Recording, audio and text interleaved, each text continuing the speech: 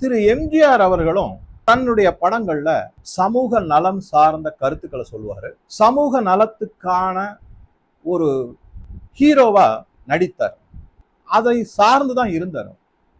அந்த காலகட்டத்தில் அவர் மிக மிக முக்கியமான உறுதியான கொள்கையா எது இருந்தாருன்னா, எந்த படத்திலையும் ஒரு பிடித்தது ஒரே ஒரு படத்துல அதுவும் ஒரு டபுள் ரோல், இமேஜினரி ரோல், குடிகாரர் மாதிரி கொஞ்சம் நடத்திருப்பார் ஒரே ஒரு பாட்டுல. எந்த படத்திலையும் அவர் சிகரெட் குடிச்சது கிடையாது. விளம்பரங்கள்லையும் அது மாதிரி நடிச்சது கிடையாது. சமூகம் சார்ந்த கருத்துக்கள் நிறைய இருந்தது.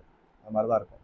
இது காலப்போக்கில் ஒத்து வராதுன்னு தெரியும். நான் சொன்ன மாதிரி பிலிப் கோட்லர் பிதாமகர் மார்க்கெட்டிங் மேனேஜ்மெண்ட்டுக்கு அவருடைய ஆதார கருத்துக்கள் மட்டும்தான் எடுத்துக்க முடிஞ்சது. காலம் போகும்போது அந்த மாறக்கூடிய கருத்துக்களுக்கு வகையாக மாற்றுவது போன்று சில கருத்துக்களை மாற்றினார். என்ன?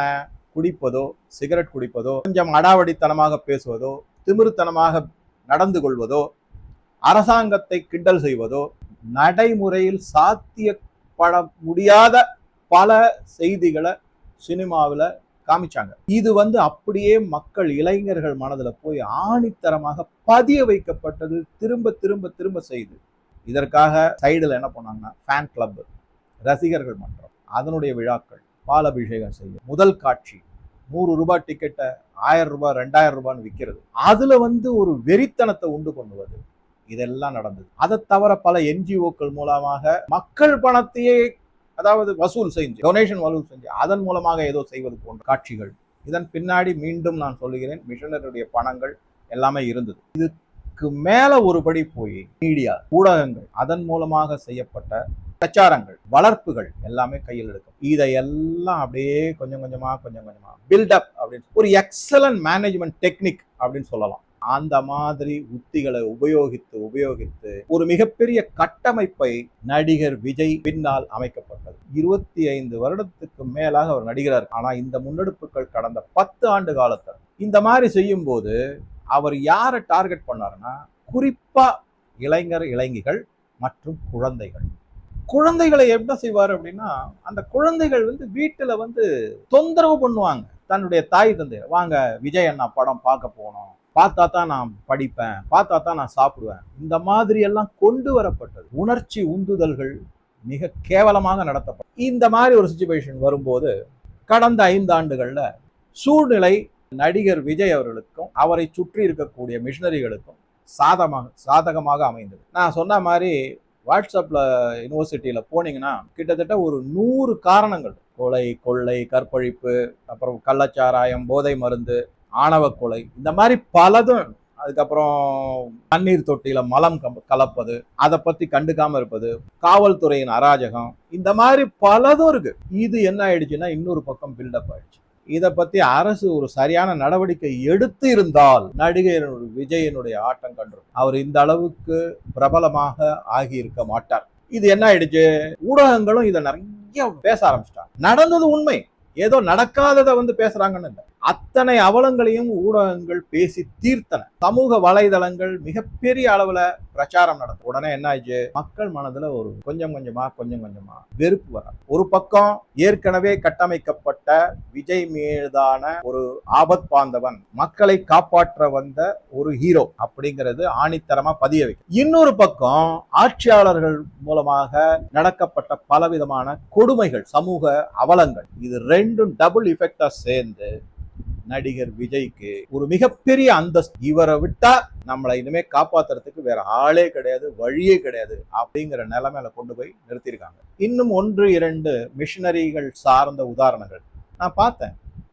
போன முறை சொன்னா 20% எங்களுக்கு தனியா நிலத்தை பிரிச்சு கொடுத்துருன்னு ஒரு பாதிரியார் சொல்றாரு. இன்னொரு பாதிரியார் அங்கி போட்டுக்கிட்டு இருக்காங்க இவங்கெல்லாம். அவர் என்ன சொல்றாருன்னா, என்னால 10 லட்சம் கிறிஸ்துவர்களுக்கு மட்டுமே பொதுக்கூட்டத்துக்கு இப்படி சொன்னா வந்துருவாங்க, 10,000 ஆயர்களையும் நான் வரவழைக்க முடியும், ஊழியர்களை வரவழைக்க முடியும். நீங்க பாக்குறீங்களா அடுத்த ஆட்சி யாரோடது, எங்களுடைய சக்தியை நாங்க காமிக்கிட்டோமா அப்படின்னு சேலஞ்ச் பண்றாரு. இந்த மாதிரி பல நிகழ்வுகள் இருக்கு. திரு விஜய் அவர்களை என்ன செஞ்சிருக்காரு, பிரச்சாரம்ன்றதை ஒன்றும் பெரிய அளவுல நடத்தவே இல்லை. அதாவது ஏன் அப்படின்னா, இங்கதான் இன்னொரு மார்க்கெட்டிங் டெக்னிக் இருக்கு. என்ன அப்படின்னா, சாதாரணமாக, அதாவது இந்த கன்வென்ஷனல் மெத்தட் ஆஃப் பாலிடிக்ஸ்னு சொல்றோம்ல, அதை தவிர்த்து விஜய் செய்தது மாவாரி பாலிடிக்ஸ் அப்படின்னு சொல்லலாம். இதுதான் என்னுடைய பார்வை, இது எல்லாமே என்னுடைய கருத்துக்கள் தான். என்னுடைய அப்சர்வேஷன். அவர் ஒரு கன்வென்ஷனல் பாலிட்டிஷியனா இல்லாம மாவாரிக் பாலிட்டிஷியன். எதனால அப்படின்னா, தன்னை நோக்கி வரக்கூடிய ரசிகர்களை சரியான முறையில் ஒன்றும் நடத்தவே இல்லை. அவர் பவுன்சர்களை வச்சு தூக்கி எறிகிறாரு. அந்த ரசிகர்களால் உங்களுக்கு என்ன பெரிய ஆபத்து வந்துட போகுது? ஆனா இது மாதிரி ரசிகர்கள் அவருடைய வேன் பின்னாடி ஓடுறாங்க. பலவிதமான விபத்துகள் நடக்குது. கரூர்ல நடந்த விபத்து மிகப்பெரிய ஒரு அவலம்.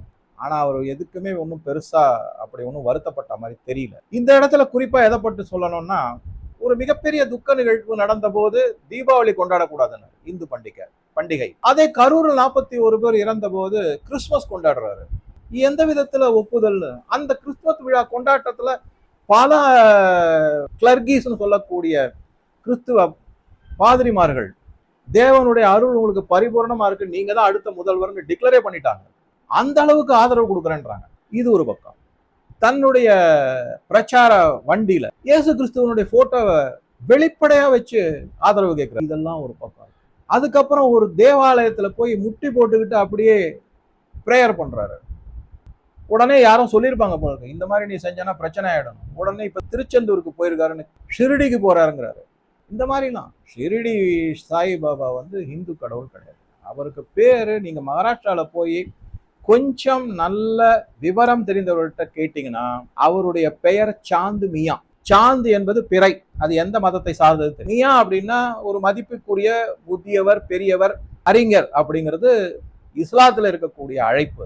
அதனால அந்த ஷிரடி சாய்பாபா சாந்து மியான்னு தான் கூப்பிடுவாங்க. அதுல எங்க போய் இந்துத்துவா வந்தது அப்படிங்கிறது தெரியல. அங்க மாதிரி போயிட்டு வர்றாரு. இந்த மாதிரி இது எல்லாமே இது உடனே இதுக்கு அடுத்தது என்ன ஆயிடுச்சு அப்படின்னா, கொள்கை ரீதியாக எதுவுமே கிடையாது. சரி, அரசாங்கத்துக்கு வந்தோம்னா நிர்வாகத்தை பத்தி நான் என்ன செய்ய போறேன், என்ன வளர்ச்சி திட்டங்கள், அந்த மேனிஃபெஸ்டோ அப்படிங்கிறது ஒண்ணுமே கிடையாது. அந்த மேனிஃபெஸ்டோவை கொஞ்சம் தரவா எடுத்து படிச்சு பாத்தீங்கன்னா நமக்கு என்ன தெரிய வருது அதுல இருந்து அப்படின்னு பாத்தீங்கன்னா, முக்கியமா பல அரசியல் கட்சிகளுடைய மேனிஃபெஸ்டோ, கொஞ்சம் டிஎம்கே, கொஞ்சம் ஏடிஎம்கே, கொஞ்சம் பாஜக, இதை எல்லாத்தையும் எடுத்து அதுல இருந்து இங்க கொஞ்சம் அங்க கொஞ்சம் பிச்சு போட்டு ஏதோ செஞ்சிருக்காரு. சரி, அப்படி செய்யறதான் செஞ்சாரு, ஏதோ ஒரு உருப்படியான லெவல்ல செஞ்சாரா அப்படின்னு பார்த்தோம்னா அதுக்கும் அங்க இடம் இல்லை. ஏன் அப்படின்னு சொல்றேன்னு கேளுங்களேன். முக்கியமான விஷயம் இதுல, தமிழ்நாட்டினுடைய பட்ஜெட் 4.5 லட்சம் கோடி மொத்த பட்ஜெட். இவர் கொடுத்திருக்கிற திட்டங்கள் வெறும் நலத்திட்டங்கள், வளர்ச்சி திட்டங்கள் கிடையாது. இவர் கொடுத்திருக்கிற நலத்திட்டங்கள் மட்டுமே, அதாவது இலவசம், மாமன் பரிசு, என்னென்னமோலாம் சொல்றாரு. இது எல்லாமே உணர்ச்சிமயமான அறிவிப்புகள் தான்.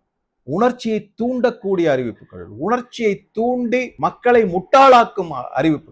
இதன் காரணமாகத்தான் வெனிசுவேலா, ஈரான் மற்றும் நேபாளில் இருக்கக்கூடிய ஜென்இசட்டை பத்தி தெளிவா அவங்க கூட நான் ஷேர் பண்ணியிருக்கேன். இந்த மாதிரி பல அறிவிப்புகள், அவர் அறிவித்த நலத்திட்டங்கள் மட்டுமே மொத்தமாக 4,85,000 கோடி ரூபாய். பட்ஜெட்டே 4.5 கோடி, 35,000 கோடி ரூபாய் நலத்திட்டங்களுக்கு பட்ஜெட்டை விட அதிகமா அறிவிச்சிருக்காரு. எங்க போவீங்க பணத்துக்கு? எப்படி சொல்லுவீங்க? ஒரு சாதாரண கவுன்சிலர் கூட இருந்தது கிடையாது இவருடைய கட்சியில இன்னி வரைக்கும். நேரடியாக எம்எல்ஏ, நேரடியாக மந்திரி, நேரடியாக தானே இவரே முதல்வர். இந்த மாதிரி கொஞ்சமாவது யோசிச்சு பாருங்க. பயிற்சியின் போது பட்டதாரிகளுக்கு மாதம் ரூபாய் 10,000 மற்றும் ஐடிஐ டிப்ளமா படித்தவர்களுக்கு மாதம் ரூபாய் 8,000. தொழில் முனைவோராக விரும்பும் இளைஞர்களுக்கு ரூபாய் 25 லட்சம் பிணையில்லா தொழில் முனைவோர் கடனுக்கான உத்தரவாதம்.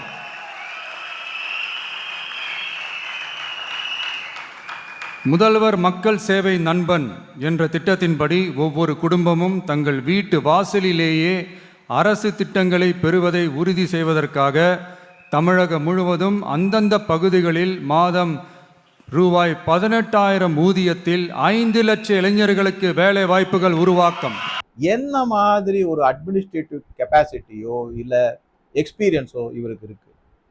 எந்த விதமான அனுபவம் கிடையாது. ஏதாவது கேள்வி கேட்டா அதுக்கு பதிலா அவர் என்ன சொல்றாருன்னா, டிஎம்கே கண்டபடி திட்டுறாரு, பாஜகவை மதவாத கட்சி அப்படின்னு சொல்லி திட்டிட்டு இருக்காரு. அதுக்கு ஒருபடி மேல போய் என்ன பண்றாரு அப்படின்னா பஞ்ச் டைலாக் கொடுக்குறாரு. இதுதான் அவருடைய பரப்புரை, இதுதான் அவருடைய நிலைப்பாடு. ஸோ இந்த மாதிரி செஞ்சு அதை விட இன்னொரு படி பார்த்தீங்கன்னா, தன்னுடைய தொண்டர்களையோ ரசிகர்களையோ கட்சி தொண்டர்களையோ எந்த விதத்திலும் அவர் கட்டுப்படுத்தவே இல்லை. வேண்டுமென்றே அவர்களை ஆதரிக்கிறார். அவர்கள் செய்யும் தகாத செயல்களை வேண்டுமென்றே ஆதரிக்கிறார். கண்ட்ரோலே பண்ணல. இந்த மாதிரி ஒரு சிச்சுவேஷன்ல தான் நான் திருப்பி சொல்றேன், இந்த முதல் பகுதியில பலவிதமான பொலிட்டிக்கல் மேனேஜ்மெண்ட், மார்க்கெட்டிங் மேனேஜ்மெண்ட், அதன் பின்னாடி இருக்கக்கூடிய கிறிஸ்துவ அமைப்புகள் இதை எப்படி எல்லாம் கட்டமைச்சிருக்காங்க, யாரை டார்கெட் பண்ணி கொண்டு வந்திருக்கு அப்படிங்கிறத பார்த்து. சரி, இளைஞர்களுடைய ஓட்டு மட்டும் போதுமா சார் அப்படின்னா போராது. மற்ற செக்மெண்ட் இருக்கு இல்லைங்களா, இளைஞர்கள் அல்லாத முதியவர்களோ இல்ல நடுவயதுக்காரர்களோ அவங்களுக்கு தான் இந்த 4,85,000 கோடி இலவசங்கள் அறிவிக்கப்பட்டன. தமிழ்நாட்டினுடைய மிகப்பெரிய அவலம், மக்கள் இலவசங்களை நம்புகிறார்கள், அதை ஆதரிக்கிறார்கள். இல்லைன்னா சார் அரசியல்வாதி கொள்ளையடிச்ச பணம் தானே சார், அதுல இருந்து நமக்கு கொஞ்சம் கொடுக்கட்டுமே சார், நம்ம பணம் தானே சார், இந்த மாதிரிலாம் சபகட்டு கட்டுறாங்க. இது தகாதது. இது பிற்காலத்துல மிகப்பெரிய அழிவை உண்டாக்கக்கூடியது. அதை உணரவே மாட்டேங்கிறாங்க. இவரும் அதை தான் செய்யறாரு. இந்த வீடியோல கொஞ்சம் லெங்தி, நான் முதல்ல சொல்லிட்டேன். வெனிசுவேலாவினுடைய வீடியோவும் விஜய் பற்றிய வீடியோவும் கண்டிப்பாக நீளம் அதிகமாக இருக்கும். கொஞ்சம் தயவு செஞ்சு பொறுமையா பார்த்து உங்க கருத்துக்களை பதிவிடவும் என்று வேண்டிக் கொள்கிறேன். நன்றி, வணக்கம்.